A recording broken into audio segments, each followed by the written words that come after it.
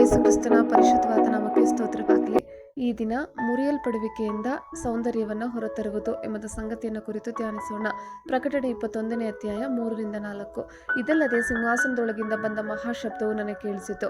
ಅದು, ಇಗೋ, ದೇವರ ನಿವಾಸವು ಮನುಷ್ಯರಲ್ಲಿ ಅದೆ, ಆತನು ಅವರೊಡನೆ ವಾಸ ಮಾಡುವನು, ಅವರು ಆತನಿಗೆ ಪ್ರಜೆಗಳಾಗಿರುವರು, ದೇವರು ತಾನೇ ಅವರ ಸಂಗಡ ಇರುವನು, ಅವರ ಕಣ್ಣೀರನ್ನೆಲ್ಲ ಒರೆಸಿ ಬಿಡುವನು, ಇನ್ನು ಮರಣವಿರುವುದಿಲ್ಲ, ಇನ್ನು ದುಃಖವಾಗಲಿ, ಗೋಳಾಟವಾಗಲಿ, ಕಷ್ಟವಾಗಲಿ ಇರುವುದಿಲ್ಲ, ಮೊದಲಿದ್ದದ್ದೆಲ್ಲ ಇಲ್ಲದೆ ಹೋಯಿತು ಎಂದು ಹೇಳಿತು.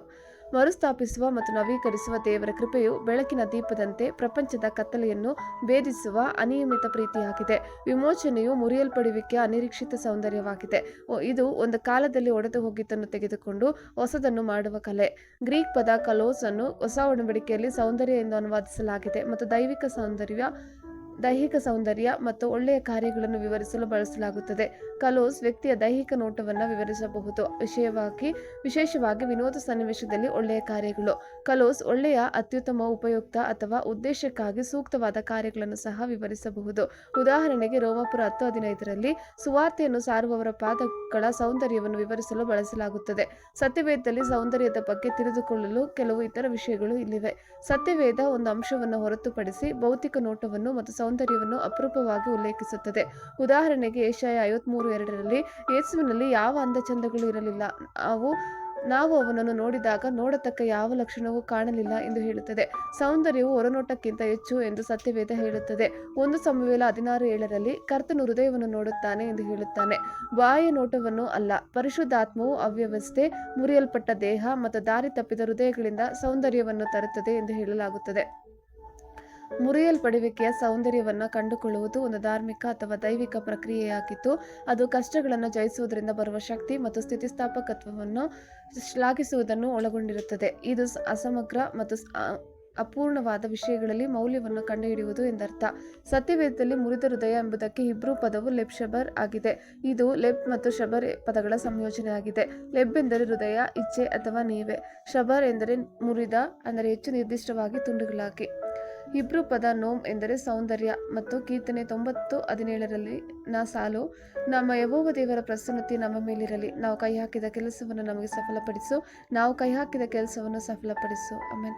ಯೆಶಾಯ 61ರಲ್ಲಿ ಪ್ರವಾದಿಯಾದ ಯೆಶಾಯನು ಇಸ್ರಾಯೇಲ್ ಜನರನ್ನು ದೇವರನ್ನು ವಿಭಿನ್ನವಾಗಿ ನೋಡಲು ಆಹ್ವಾನಿಸುತ್ತಾನೆ ಮತ್ತು ಮುರಿದ ಹೃದಯವನ್ನು ಬಂಧಿಸಲು ದೇವರು ಬಂದಿದ್ದಾನೆ ಎಂದು ಹೇಳುತ್ತಾನೆ.